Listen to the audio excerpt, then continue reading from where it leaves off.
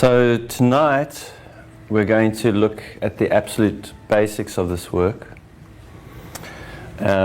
which is going to cover pretty much what's in the book Alchemy of the Heart,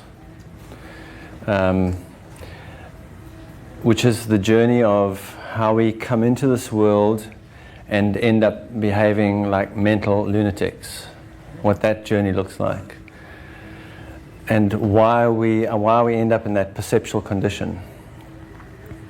And then looking at the pathway of returning to a state of somewhat authenticity, integrity, and intimacy. Tomorrow we're going to be focusing more on the journey of intimacy. Now normally when I say intimacy, the brain goes sex. Yeah. My companion actually just pointed out to me on the phone tonight for some reason that, did you know that the word resurrection has the word erection in it? I went, that's interesting. But actually intimacy, intimacy is the work of resurrection, right?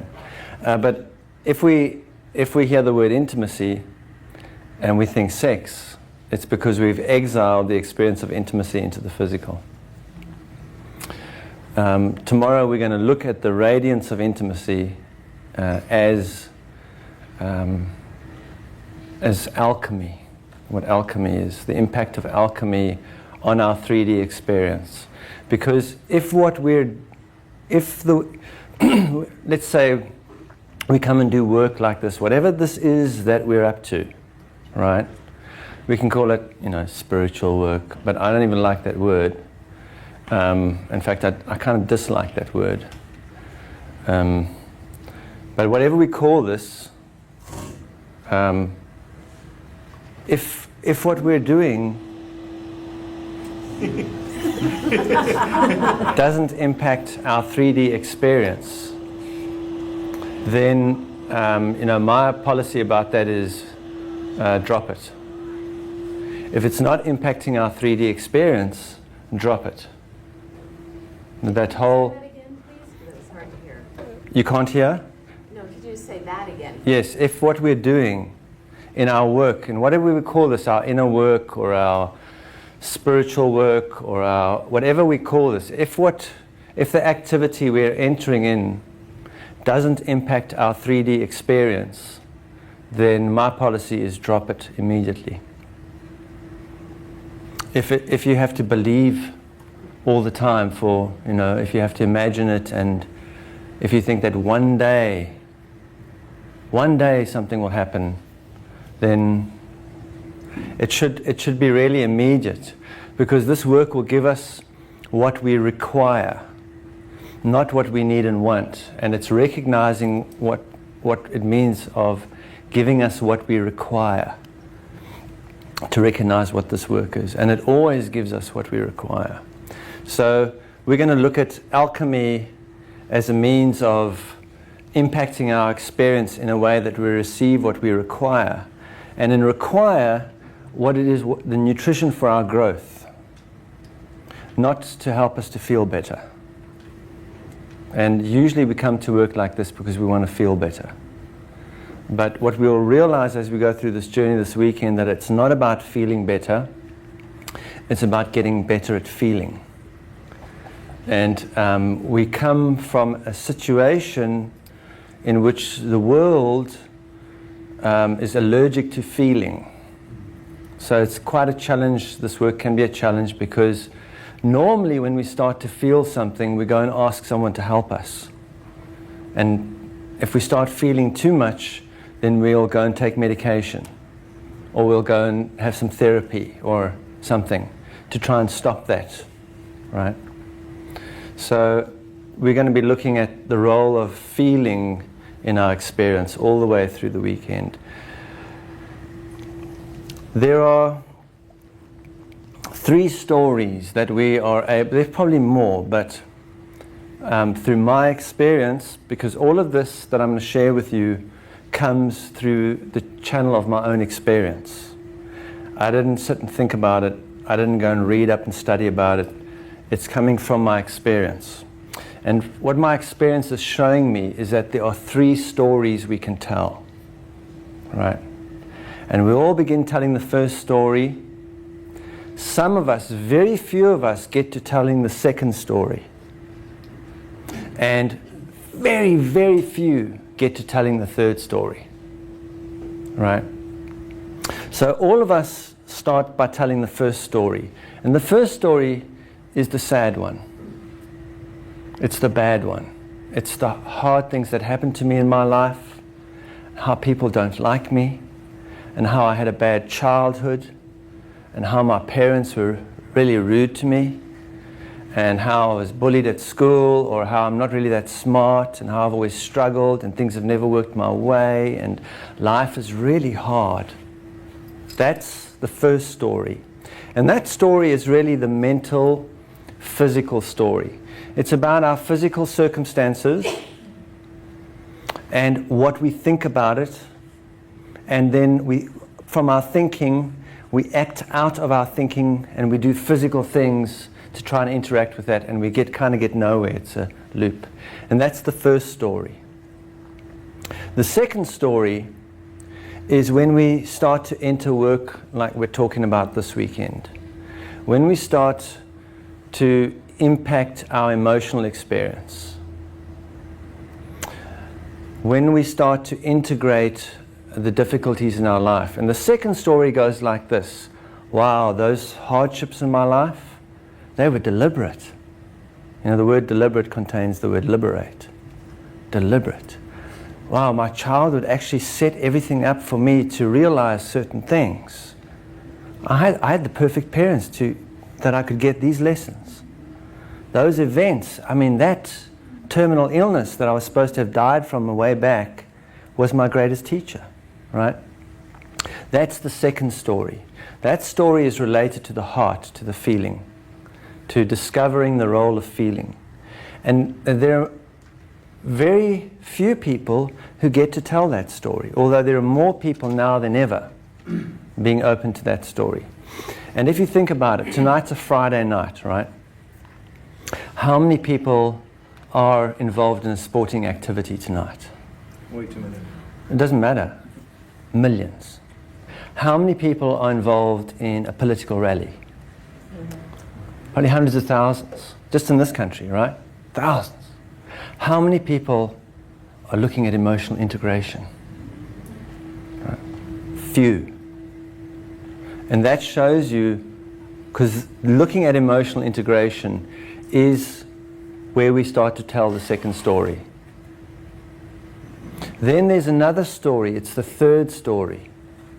The third story is when we're no longer telling the story about good and bad. The third story we can think of as our mythology. When we've deprogrammed ourselves, when we've removed all that imprinted conditioning, when we've accessed beingness, and we're able to really be here, then we will say, what's my purpose in being here? My purpose for being here is not to earn a living. I'm already alive, right?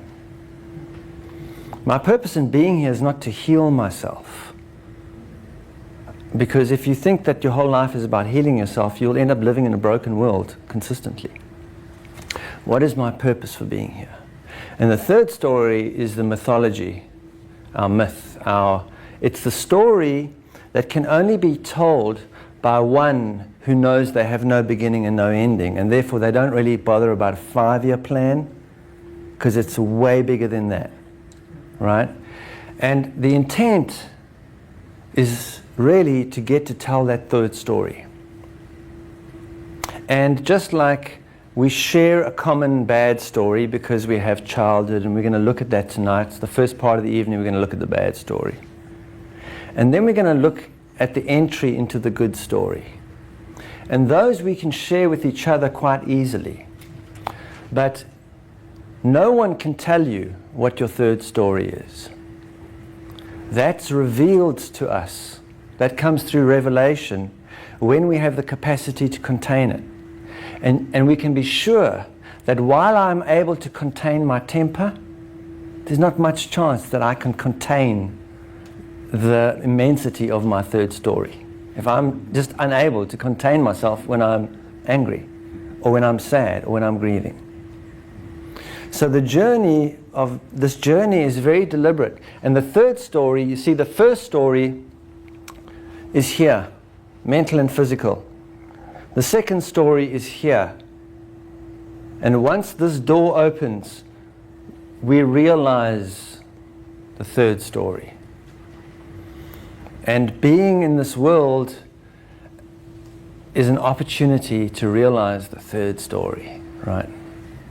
The third story. So this work we're going to talk about this weekend, really, I'm going to share with you all my insight about approaching the third story. But we don't talk about the third story because there's nothing to say about it. It has to be realized through our own experience. Also, what's important is to be where we are in our current story. If we're still telling the first story, be there. Don't go like, I want to tell the third story. Or now I'm trying to tell the second story. This work is organic. It's really organic. The way the mental body, you see, at the moment we're mental. We truly are in a mental state, where we believe that if we understand something, it should just be so now. The way that we are at the moment is we're like a peach tree that's about that big, who knows about the peaches, and so it says, okay, where's the peaches? Where are the peaches? I understand that I'm a peach tree, so where are the peaches? I read a book, told me I was a peach tree, so now I want peaches, right? But the fact is, if a peach tree that big gave rise to fruit, it would destroy the tree. Do you know, I don't know if you've ever picked fruit, or how heavy amount of fruit is off one tree. And that tree has to build roots into the earth to hold itself up when it's carrying that fruit. It has to build a big enough, a strong enough trunk so that it just doesn't snap over. It can hold the weight of the fruit. It has to build enough branches. It has to have enough leaves so that it can take in enough light, can contain enough light. And then it has to get to this point, which is kind of freaky, because it does all this growth, and then something very weird starts to happen. It starts to flower. And the flowering is the feeling part of the journey. And what we're addicted to is the moment we start to flower, we sedate and control ourselves. We take medication. We go to someone and talk about it so we can feel better. We don't want to flower. It's such an alien experience to us to flower. But we just want to, like I want to be present. I read about it, that I'm, right? I want to be present, right? But actually, we have to flower first, because the moment we flower and allow ourselves to flower, the first thing that's going to happen after flowering is the bee comes along, right? You only bee once you flowered. And you don't get to say when and where the bees come from. It's given. The tree doesn't go, bring on the bees, right? The bees are given. And there's also a lot more else going on, right? That tree is not functioning. It's like the mental body goes, the mental body, by the way, believes it's God and is completely functioning independently in the universe of anybody else, which we also call cancer when it happens in the physical body. When a cell just behaves like it is separate from everything else, right? So the mental body goes, okay, I'm ready to flower now, just bring on the flowers. But you know what? For that tree to flower, there are earthworms involved, there are insects involved, there are weather conditions involved, there's soil involved, there's rain involved. There's such a dance of interdependence going on to bring about the flowering.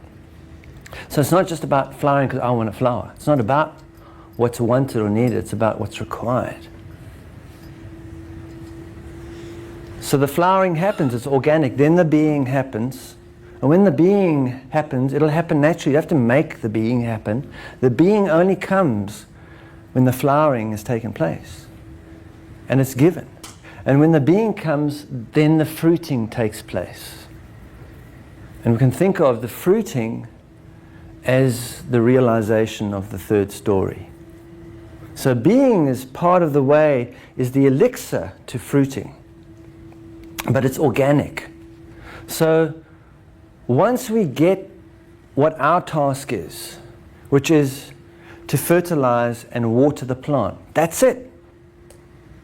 There's all others that are going to participate in this experience. But in our experience, all that's required is to fertilize and water. And that's related for our part of our journey. Come on in. Hi. And that's related directly to what's going on with our feeling body. Right now, that's the part. Right? That's the part of our journey. So it's organic. And once we realize it's organic, we can relax. As long as we take care of our part of the responsibility. And by the end of tomorrow, you'll know what your responsibility is in order to be able to participate in receiving, not getting. Because while we're in a state of getting, there is no receiving.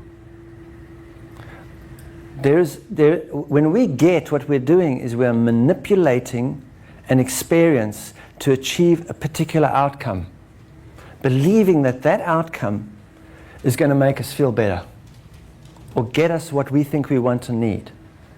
But what we'll look at tonight is where these wants and needs are coming from. And the last thing we want to do is try and satisfy wants and needs, because it's a big black hole that can never be filled by need and want. Rather, to open ourselves up to receiving what's required. To receive what's required. Because it's always being given. It's just that it's very difficult for us to identify what we require to receive it while we're so fixated by our needs and wants. Once we can identify receiving what we require, really we can relax. It doesn't mean it's going to be easy, because easy is overrated. If we only go towards easy, we avoid all opportunities for growth. If we only go towards good, what makes us feel good, we avoid all opportunities for growth.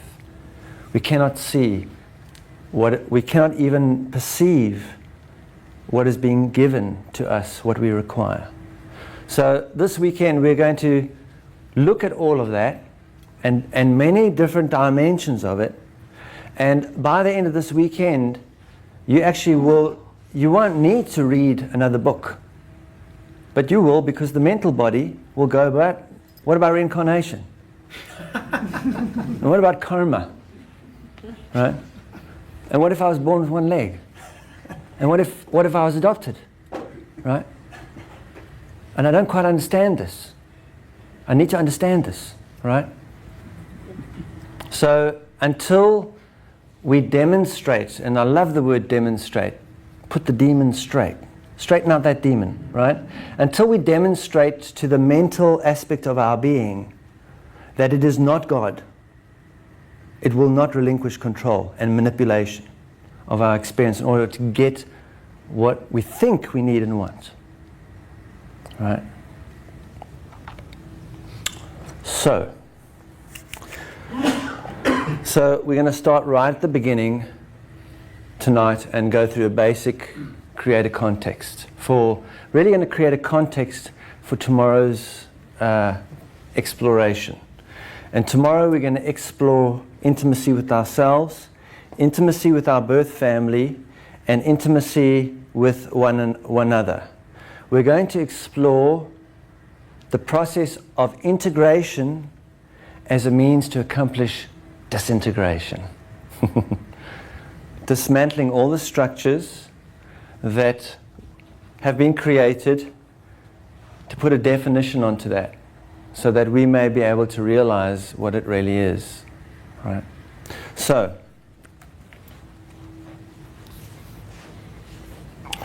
when we come into this world, we all move along a pathway of awareness. It's called a pathway of awareness, but you could call it anything.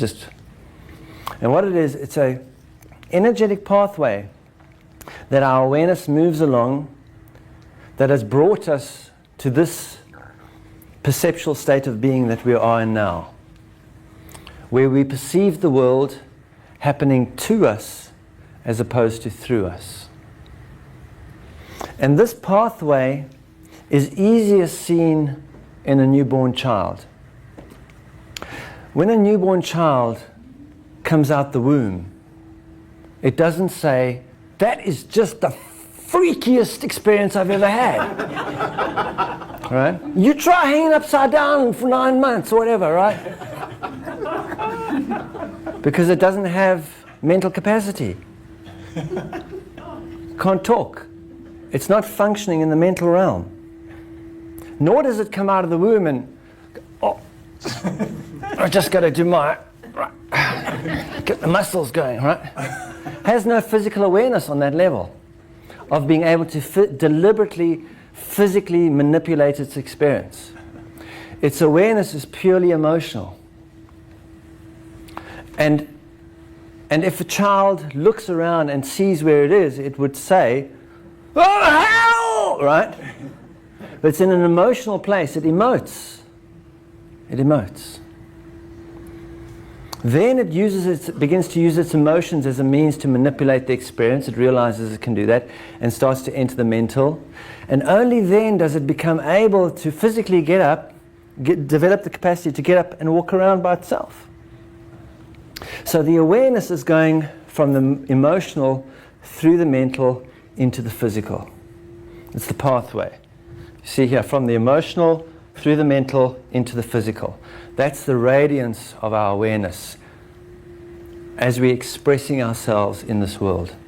That can be seen even more clearly in what we call the 7-year cycle. In the first 7 years, a child is energy in motion, which is emotion, energy in motion. Ask any parent, right? A parent's job is to work with energy in motion, right? Consistently, right? And then at the age of 7, we move out of the emotional and into the mental. And what happens is around the age of 7, we become institutionalized in a mental institution, right?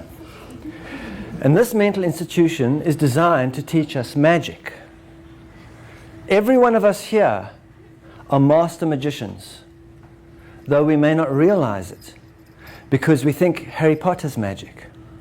But Harry Potter is sheer escapist fantasy. It has nothing to do with magic whatsoever. We are all profound magicians, right? And if you watch the education, the development in the mental institution, the very first thing we are taught is how to spell words. Because words are the roots of all spells, right? And once we are able to spell enough words, we get taught to put them in sentences, which we use to sentence ourselves and others to certain perceptual frameworks. And once we've learnt enough sentences, we get taught stories. Whose story? His story. The mental body's version of reality. And once we believe the history that we are told, we begin to use the very same method, the very same art, magical art, to tell my story. And once we've told the mystery enough, we end up on the therapist's couch telling them our story, right? Because we believe that the story is the cause of everything and the root of everything. And the mental body, remember, the mental body, we've come out of an age in which the mental body believes it's God. That's why it teaches us that art form. Right? We've come out of I think, therefore I am. I think, therefore I am. That's the development of the mental age. Or thought creates. which we'll see by the end of this weekend is probably one of the most ridiculous statements that could ever be made. Thought can't create anything. It's not God. God's not a thought. Whatever the vibrational God is, that's what creates, not thought. Thought is an expression of that, right? By the time we are 14 years old, we go through another transformation. After another 7 years of being mentally institutionalized, we go through another transformation. And this happens in our physicality. We call it puberty, where there's actually a physical transformation, adjustment. And we're different after that. You can see, before puberty, we would say kissing. After puberty, kissing? Suddenly, one experience which we repelled, we pull. We become very aware of the physical, of how we are in the physical. And we get told, now what are you going to do with your life? What are you going to physically do in this world? You need to start thinking about that, preparing for that, right? By the time the next 7-year cycle finishes, and we're 21 years old, we have a big party. Because we're acknowledging that something is finished and something is beginning. The thing that in this world is we do what we're supposed to do, whether we realize we're doing it or not. And because we don't realize we're supposed to be doing it, we then beat ourselves up for doing it. But actually, all of this is deliberate on some level. It's deliberate. What we can't see by the time we are what we call adults is that we have gone in those first 3 7-year cycles, we have gone through a process that is not unlike the downloading of software into the hard drive of a computer. And once that software is downloaded, we run that program. And we will run that program until we leave, unless we impact it with our awareness. But by the time we've reached this age here, we're also in a perceptual condition. And that perceptual condition leads us to believe that I need to adjust the hard drive in order to impact the software that's been downloaded. In other words, I need to move the radio around the room to change stations. Right? Or I need to clean the mirror to get rid of the pimples. And because everyone does it, we do it. It appears normal, but accomplishes nothing. Right? And one of the questions that we may end up asking along the way, a very telling question is, why does this always keep happening to me? Why does this always keep happening? Right? And so by the time we are in the adult situation, we are behaving a certain way. And it looks like this. If I, as an adult, want to change the way I'm throwing that, what I do unconsciously and habitually and reactively is to come over to where it's lying here on the ground, and I move it around on the ground to try and change the way I'm throwing it. I'll demonstrate that again because it's really complicated. If I, as an adult, want to change the way I'm throwing this, what I do is I come over to where it's lying on the ground and I move it around on the ground to try and change the way I'm throwing it. In other words, if I don't like the job I'm in, I go get another job. If I don't like my companion, I get rid of them, or behave in such a way that they get rid of me, and then I go and find another companion. But we know what happens when we impact our physical experience as a means to attempt to adjust the quality of our experience. Not very much. Because you can be in the job and you can say, I'm getting another job, right? I get another job, and on my last day at work, so you know what? I don't like working with you guys. You don't treat me well. You don't give me the acknowledgement I deserve, right? And I don't deserve the treatment you give me, so you know what? I found a better job. So, cheers to you guys, right? And then you can go to your new job, and 3 months later, you'll be sitting at your desk with all the other colleagues around going, I don't like these people. They never give me the acknowledgement I deserve. I work really hard, I deserve more than, right? Same story. And something doesn't change. Something stays the same, right? And that thing that doesn't change, that thing that stays the same, will stay that way for the rest of our living experience unless we gain the awareness to impact it, right? So let's look at that, because let's look at the imprinting, the downloading of the software. The downloading of the software. The transmission of this data begins when we're in the womb. And what we may not realize is we only enter the womb around 2 months into the pregnancy. The vehicle is prepared, and we enter when the vehicle can contain us to some extent. And you know when the presence is entering the womb because they bring their imprinting in with them. When the fingerprints start to appear on the hands, that's when there's entry taking place, right? Because this software, this program, is written on our hands if we just know how to read it, right? Everyone has it perfectly uniquely written, except families share it. If you look at families imprinting, there's a lot of commonality. Why? And we'll look at that this weekend, why that is.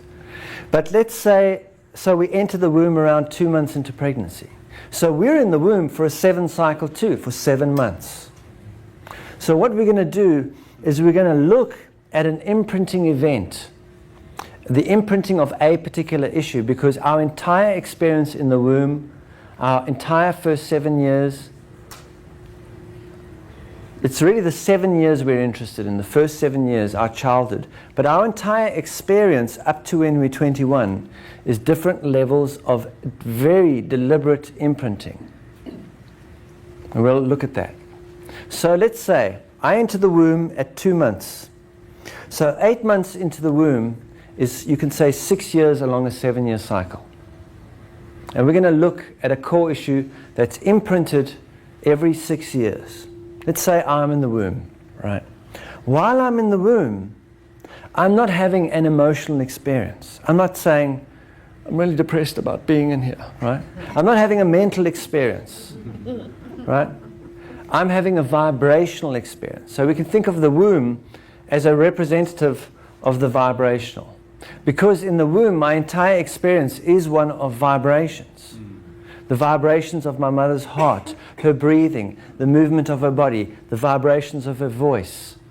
All these are vibrations, the blood pumping, everything, these are vibrations, right? And those vibrations reflect to me exactly what my mother is going through and exactly what is going on around her, right? She's like a sponge for that experience around her. And as that takes in those experiences, they transmit it to me through vibrations. So even what's going on around my mother while she's pregnant is deliberate. We can't see that yet, right?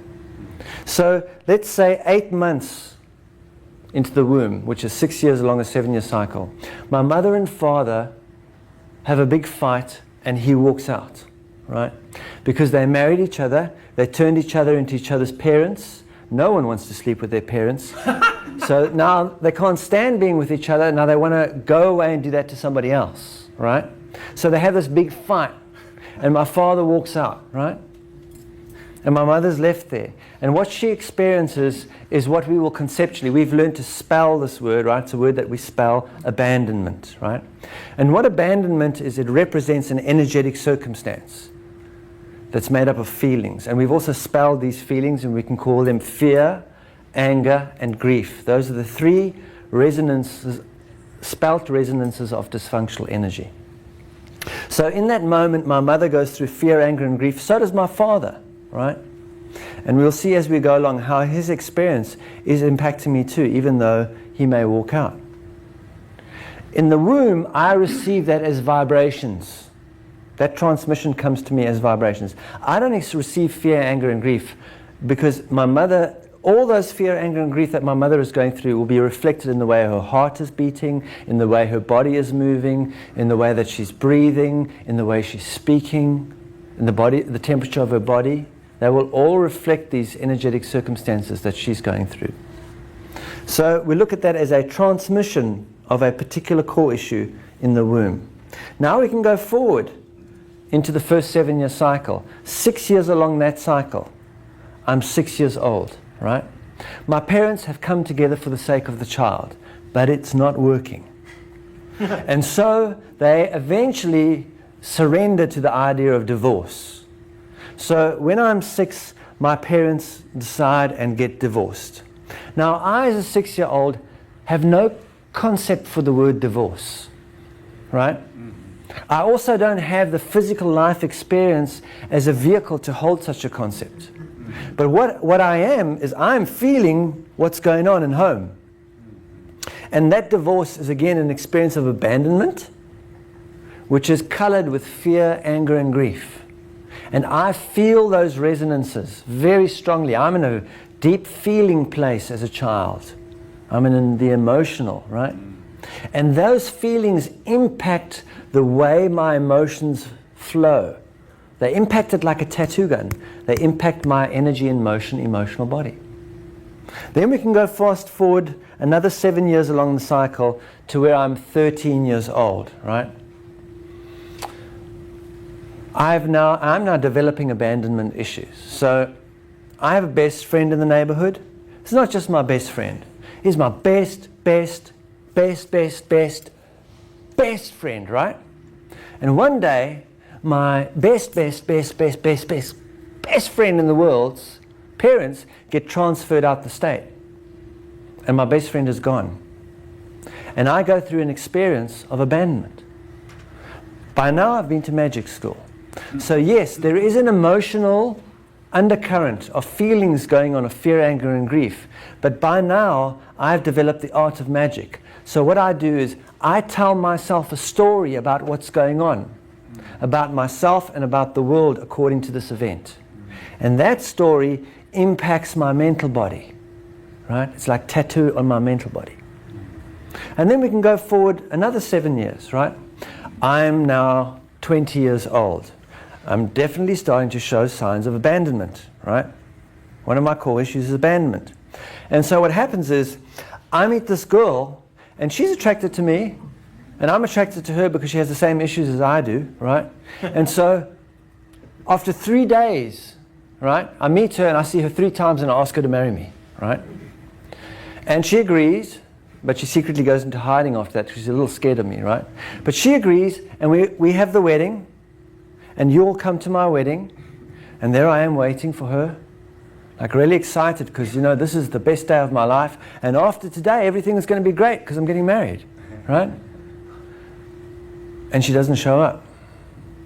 And I get ditched at the altar, right? And I go through an experience of abandonment. Yes, there is an emotional undercurrent here of fear, anger, and grief related to the situation. Yes, there's a story being told. And it may be similar to the story I told when I was 13. But by now, I'm a physically transfixed being. I'm in a trance that's fixed upon the physical world. By now, I perceive the world as something happening to me rather than through me. So my awareness in that moment is on you being here. How embarrassing, right? And you brought gifts. And I was really impatient, so I already opened some of them. So I have to give them back now, right? And all the money that was spent, and it's a very physical circumstance that I'm dealing with, right? It's impacting my physical circumstances is now being impacted with the resonance of abandonment. And we can even go forward another 7 years, right? I work really hard, I get a degree. I'm born to please because I have abandonment issues, right? So I get myself a job, a really good job, and I work really hard. I schmooze, I wear the right clothes, I work late, I go to the office parties, I try and associate with the right people, right? Because I want to succeed, I want to be appreciated. I don't want to be abandoned anymore, right? And one evening at an office party, my boss says to me, you know, Frank, I've noticed you, you know. He's a bit drunk, right? You're just really fabulous. I mean, I see how hard you work. Like, you really work. I mean, you're really carrying this company on your back. You know what I'm saying? So, you know, George is leaving at the end of the month. He's one of our directors, and we're going to give you his position because you really deserve it, right? And because I have abandonment issues, I actually believe that story, even though I don't have the experience, right? I buy into that immediately because this means, you know, someone likes me, and I'm, right? And so next day at the office, you know, around the water cooler, I go, George is leaving. I'm getting the job. I'm the man, right? And of course, on the day that the promotion is announced, it's given to someone who actually is able to do the job, right? And I am shattered.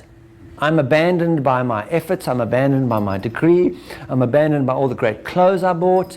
I'm abandoned by all my schmoozing. I'm abandoned by my boss. It's terrible, right? And I go to the bar that night, right? And I'm sitting at the bar on my third double jack, right? And the person behind the bar comes over to me and says, Frank, what's going on with you? And I go, I don't know. I just don't know why this keeps happening to me. I just don't know. And he goes, well, what's going on? Well, you know, my parents got divorced. It was just really rough. I really think that messed me up. And then, you know, I had this best friend, and he just, like, he was my buddy, you know, like someone I could relate to, and he just left the neighborhood. And I mean, like, I haven't really had a friend since then. And then I met this woman who I really fell in love with, and I just knew that if we got married, everything would be all right. And she didn't come. I got ditched at the altar. And then I was promised this job today, and I never got it, and I don't know why this keeps happening to me. Right? And as I tell the story, because I'm an adult, a physically transfixed adult. I'm in a transfixed upon the physical world.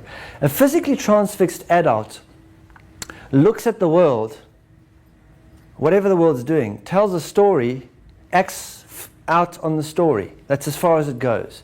All activity of awareness is going from the physical to the mental to the physical to the mental. Right? I don't have emotional body awareness.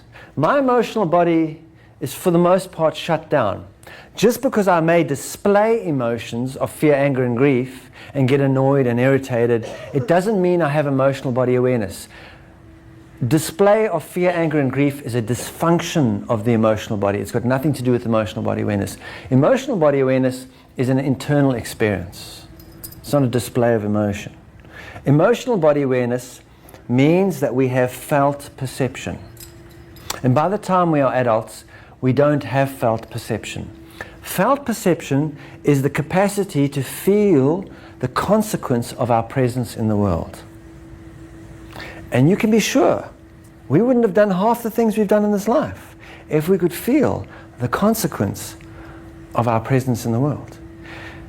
If we could feel our thoughts, words, and deeds before we even put them into play. That's what felt perception is. If I decide I'm going to manipulate you, I will feel manipulated immediately.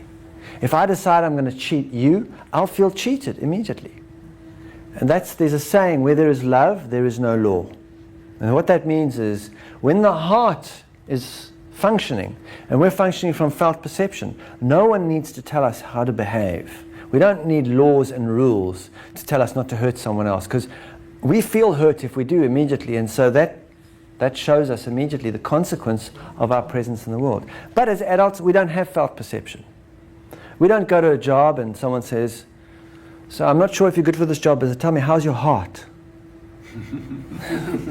Right? Not interested in the emotional aspect. Not interested in the feeling capacity. Right? Can you manipulate people enough to make a big enough profit? That's what we want. Because if you can't, you probably feel something. We don't want you if you feel something. Right?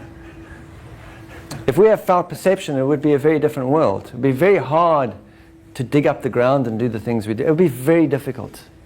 Right? So Frank's sitting at the bar, he doesn't have felt perception. And because he doesn't have felt perception, it appears as if the divorce, the childhood friend leaving, being ditched at the altar, and not getting the promotion are completely separate events that have nothing to do with each other.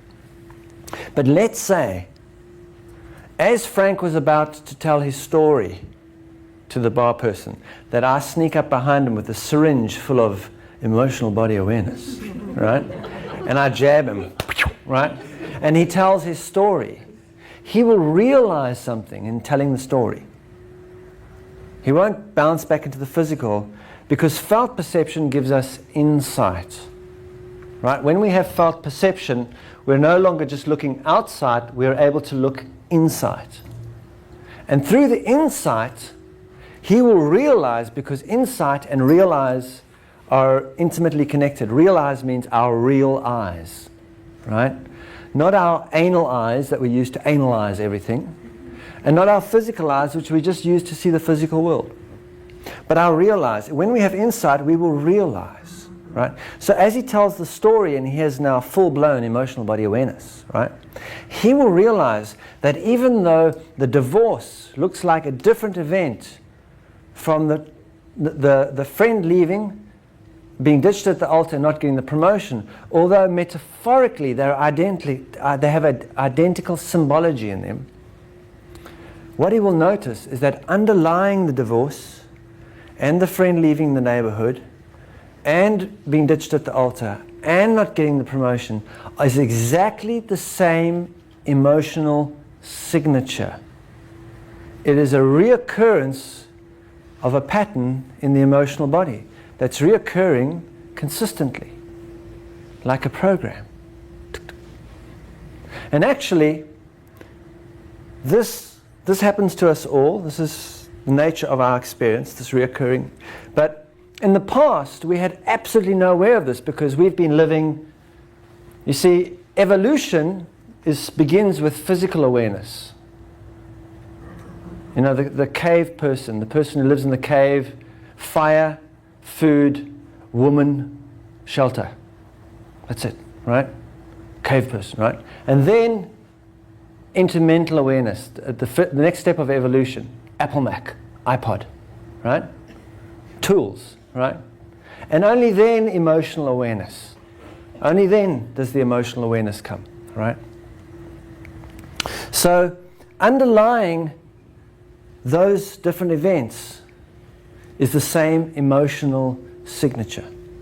And in the past, what would happen is we would just get on with life and just do the best we can to sedate and control our experience, our discomfort. But at some point in our life, that emotional signature would erupt to a point that we would be unable to stop it. And then what we would do is we would behave according to, say, Frank's came up. His abandonment issue finally just exploded up into his experience. And he was in his 50s when it did it. So he would behave like a 6-year-old when that happened. He'd buy a red sports car, like find a blonde, and drive off into the sunset. Right? It's called the midlife crisis. The midlife crisis, and you see when people have a midlife crisis, they start behaving like a child. But not like a child, childishly. Right? And it's a destruction of everything around them. Because if the abandonment comes up, that person would behave in a way of abandoning everything around them. And that would be... And what's happening on our planet at the moment is we're in the middle of a midlife crisis. As a species. Right? We're in our midlife crisis now. Right? So, what Frank can't see is the impact the condition of his emotional body is having on the rest of his experience, because he has no emotional body awareness. So let's go back and just look at that, how our emotional body impacts our moment-to-moment experience without us even realizing it's running the show, right? There's a spot over here that... It's like the Bermuda Triangle every time I... It's your abandonment issue. It's right there. Can't make it happen. You can only receive it. So let's go back to the 6-year-old, right? When I'm 6, about 2 weeks before the divorce. And things are grim in my household. My mother and father are really at each other's throats now. They've had it. They can't stand being with each other. They've tried to change each other so that they feel better. They've tried to change each other, and that's just made things even messier, right? So what they do is they're now finalizing the divorce and who's going to get half of the painting and who's going to get half of the whatever, right? And so they go around and they do that at the coffee shop down the road, right? Because they don't want to expose the child to this. But they only behave like that because they don't have any felt awareness anymore. They don't have felt perception. The child, on the other hand, is living in felt perception. And it doesn't matter if they go and shout at each other 10,000 miles away, we'll still feel it. Because we're connected to them through emotion, through the energy body, right? So it's grim around the house, right? And I'm hanging out in the house, and one day, visitors come walking up the garden path. And so I think, wow, this is something good. Something fun might happen here. So I go, visitors are coming, everybody! Visitors, visitors, visitors, visitors, visitors, right? And my parents say, shut up, can't you see there's visitors coming? Behave yourself, there's visitors, right? And in that moment, I go completely still, right? And the only thing left moving is my one big toe. And there I am, right? And then the visitors come in, and my parents say, well, hi, come on in, come on in. This is Frank, our little boy. And they look at me and they say, oh, what a well-behaved child. You are so blessed to have a child like this, right? And pat me on the head like a dog, right? And I'm standing there receiving all these accolades and attention for being completely inauthentic. And I remember that. Not only that, but it keeps me safe. This behavior keeps me safe and out of trouble. So I file that away. That act works. And my childhood has been, because of all the stuff going on in my household, my childhood has been a process of accumulating the acts that work, which I file away. And as I learn each new act, I move from presence to pretense, from spontaneity to calculation, from childhood, getting ready for adulthood, from the kingdom into the boredom, right? So I'm now 16 years old, right? I've passed puberty, and there's a girl who lives down the road from me. And whenever I see her, I just, whoa, right? This feeling just, I don't know what it is, but, right? And one day I'm walking through the corridor, and I see her walking up the corridor. And really what I want to say is, whenever I see you, I just feel like a whale down there on the wheel, right? But I don't, because I have my act, right? So I see her, I go, hey. Right? She's attracted to me, she's got the same issues as I have, right? So she sees me and she goes, hey. Right? But because girls do not have their emotional bodies shut down as early as boys, because by the time you go into the mental institution as a boy, you better cut that emotional stuff out right now. It's weak, right? Girls, on the other hand, they're allowed to be emotional. They're allowed to express their emotions. And therefore, girls mature more than boys at a young age, right? So she has matured a bit more than me and therefore has a little bit more courage than me, right? So she decides to come over to see me at my house because I don't have the courage for that sort of stuff, right? She comes up and I see her coming up that same garden path where I saw the visitors, right? And really, when I see her, my heart just goes, right? And really what I want to say is, I'm the man. Love my boy. Love my boy, right? But I don't. I take out one of my acts, right? And I go to the door and I open the door and I say, hey, what's up? You want to hang out, right? I've now become cool. Right? And this will continue. This will continue. Let's go to a couple of weeks before I don't get the promotion at work, right? And I'm actually grooving. I've been told I'm going to get a promotion. I'm earning good money for my age. I've got a good job and I've got a good apartment. And when you're earning good money and you've got a good job and you've got a good apartment, then the only thing left to do is buy stuff, right? So I'm buying stuff. And there's no point in buying stuff unless you've got someone to show it to. So one day, around the coffee machine, I say to some of my associates, you want to come over for dinner sometime to my apartment, right? And they've got stuff too that they'd like to show. So they go, sure, that'd be great, right? So we decided, okay, we'll have dinner, at the end of the week, Friday night. Then a funny thing happens. I get home from work on Friday. We were talking about it at the office and going, I'll see you at dinner tonight. Yeah, it's going to be great, right? But an hour before they arrive, I start to have this weird feeling, right? Come up. And by now I have a name for this feeling. Now I call it anxiety. And anxiety is a wonderful word. If you look at it, it spells out any exit. Right? When this feeling comes up, you open any door, I'll take it. I want to be anywhere else but in this moment. And what happens, it comes up, and as this comes up, I'm not aware of the feeling inside of me. I'm a physically transfixed being who tells stories now. And so, as it comes up, I start telling myself a story. I say, well, I don't know why I've invited these people. I don't really even know them. And that was crazy. I've got to spend the whole night with them. I don't even know these people, right? And they're going through the same experience. They're on the way in the car. Right? And she says, but honey, why are we going to have dinner with them? We don't even know this person, right? Because they're also going through this, why are we doing this thing, right? The anxiety starts to come up. So by the time I'm that age, I have something going on inside of myself.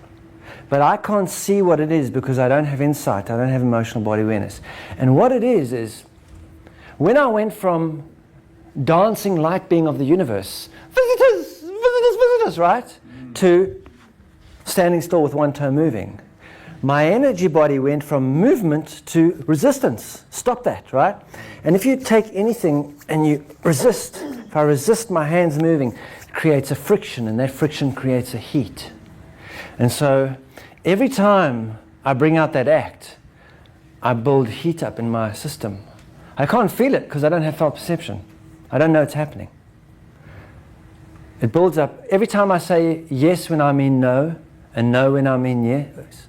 Every time I stay at the dinner table 1 minute longer than I want to be there. Every time I say, hey, what's up? Instead of, oh, I'm so glad to see you, right? Every time I bring out one of my acts. And because I'm an adult, and an adult is a child in resistance, right? Constantly happening. When I do what I don't want to do, right? Be nice, especially when I'm being nice, right? When I'm being nice is to avoid any conflict or any awareness of really what's going on inside of me, right? This friction is going on. But I don't know that that's what's going on inside of me. I just have experiences in which I get irritated and annoyed. And then I do things to try and sort that out, right? And sometimes it can get really bad. I can just, feel like I'm losing my mind and all these weird things going on to me, right? And if I go to somebody else and ask them what to do, well, you see, by the time I'm an adult, I've developed ways and means to sedate and control the discomfort and awareness of this. My techniques of sedation and control. And in society, we have just general accepted means of sedation and control, right? So cigarettes, for example, is a means of control. This energy comes up and starts getting out, and I don't want this energy to go out because I got shouted at when this came out. So as it comes out, I want to control it. I don't know what's going on, I'll have a cigarette. Because at least I know what's going on now, I'm having a cigarette, right? I'm in control, right? Or I can sedate it, right? It comes up, I'm feeling really like Frank, right? Visitors are coming, I don't want to do this. I want to spend the whole evening with these. I don't even really know these people, and like, oh, I know, you know what, let me just have a cold one here. All right, Yeah, now I feel better. I'm ready to party. I feel better. So we develop ways to sedate and control our experience so we feel better about what's going on, what we think is going on around us. But actually, we've become physically transfixed beings. It's not what's going on around us, although it's reflected off what is going on around us. It's what's going on within us. And it's no good going to ask somebody for help. Because if you go to ask anyone for help, all they're going to do is hand their self-medication, their sedation and control techniques over to you. So you may go to someone and go, you know, I have a lot of anxiety. I just have this really unpleasant feeling all the time, and I don't know what to do. And they go, well, you know what I do? I do yoga. And I found that if I do my yoga 4 times a week, I feel okay. Why don't you try yoga, right? Or I'll go to someone who's found that if they talk enough, they'll feel better. Right? So I go to someone and they go, well, why don't you talk about it? Let's just talk about it. It'll help you to feel better. Right? And so our focus becomes doing these things to feel better. So when my visitors arrive, really what I would like to say, as I know they're arriving, my inner self would like to say, I got visitors, I can show them my stuff, I can show my iPod, I can show my latest DVDs, I can show them, right? But I don't, because I have my act. So I go to the door and I say, hey, thanks for coming. Thanks for coming. Come on in, right? Yeah. So anyone want a drink? Right? And so then we go over to the altar. At least that altar works. Because an altar is meant to alter you. If it doesn't alter you, leave it alone. But that altar works, right? So we all have some drinks. Once we all have some drinks, we feel better. Now we can get on with the evening, right? Because we feel better. We've sedated and controlled any anxiety. Anything real that might be happening has been pushed out the way. Any real feelings. Now we can just relax. Right? So by the time we're in the adult state, we've developed all these techniques to enable us to feel better. But they come out of a perceptual error. A perceptual error that the world is happening to us and not through us. And so there's 2 ways that we approach life. Whenever we feel uncomfortable, we will either impact our life physically or mentally. Physically or mentally. Right? Our addiction, that's our addiction. I'm either going to do something about it, or I'm going to try and understand it, or I'm going to talk about it, or I'm going to take something, or I'm going to cut it out, or I'm going to move to another neighborhood, or I'm going to get another partner, or I'll buy a new dress. I'll do something to make me feel better. Right? And it's a perceptual state that we're in. Right? And when we're in that state, we're telling, the only story we can tell about life is, you know, how's it going? Oh, I'm hanging in there. Hanging in there. Oh, let go. No, I'm hanging in there. All right? Well, you know, I'm living in America. I heard this today. I walked into the music shop, right? I went with Jordan to a music shop, and I was just sitting there, and someone walked in, right? And you could see he used to be a muso once upon a time. Now he was in a suit and he'd cut his hair short, right? And he walked in. Hi. We've been expecting you. And you could see that he'd been a muso before. He hadn't been there for a while. Like, hey, how are you? Where you been? And you could still got that old guitar. Yeah, you play. Oh, not so much. Not so much. So what's going on? Oh, I'm living the dream, you know. Doing a job I hate. 2 3 2-year-olds at home. Yeah, I do. I'm living the dream. Right?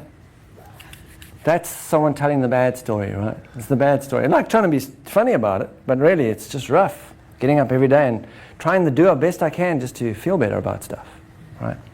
And in that state, we're telling the first story. And the first story is really dealing with addiction. Because we think addiction, like, oh no, heroin is addiction. And maybe cigarettes is addiction, maybe. But actually, saying no when I mean yes and yes when I mean no is an addiction. When I feel this anxiety coming up, finding someone to blame for it is an addiction. And then doing something physically or mentally to sedate or control my awareness of it is an addiction. It's an habitual behavior. Once, it's the vampire story, right? The vampire story is, once you're bitten, you're a vampire. And the bite happens in the first 7 years. The bite happens. And then you can only live in the dark. And living in the dark means not being aware that the causal point of what's happening is coming from here. Right? That's living in the dark. And the only way I can get my sustenance is through drama. Right? You know what a bad day I had, bro? It's been really rough. I'm going to tell you my sad story. Then you tell me yours, and I'll tell you more of mine, and I'll feel better. Right? And then we'll have a drink. Yeah, and we'll have a drink, whatever. But I'll go and look out in the world to feel better. Right? Male bonding. Right. But it's not. That's the nature of, I get what I require from outside of me. Right? And you know how you kill a vampire? Stake through. You put a stake through the heart. Right? Because if I come up to you and put a stake in your heart, you can be sure all your attention will go to your heart center. And once all my awareness goes into here and I develop emotional body awareness, I will realize what's going on. And my realization will liberate me from that condition. Right? So the word addiction shows us, because addiction means speak. My diction is the way that I speak. Right? My diction. When I'm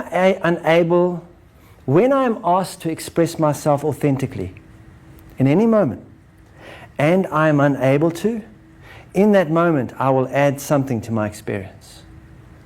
I will add to my diction. That's my addiction, right? It's an expression of addiction.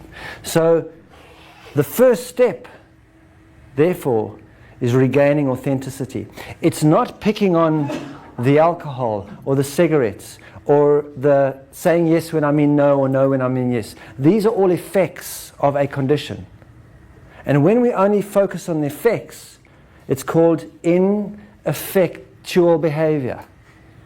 Ineffectual behavior, right? It never accomplishes anything. What we want to do is we want to go to the causal point. The causal point. And enable this energetic condition to be authentic again. To run authentically. To unblock these imprints here. Right?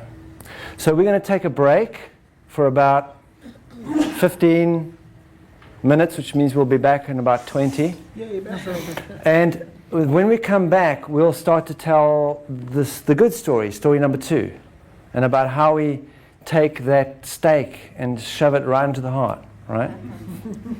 Okay.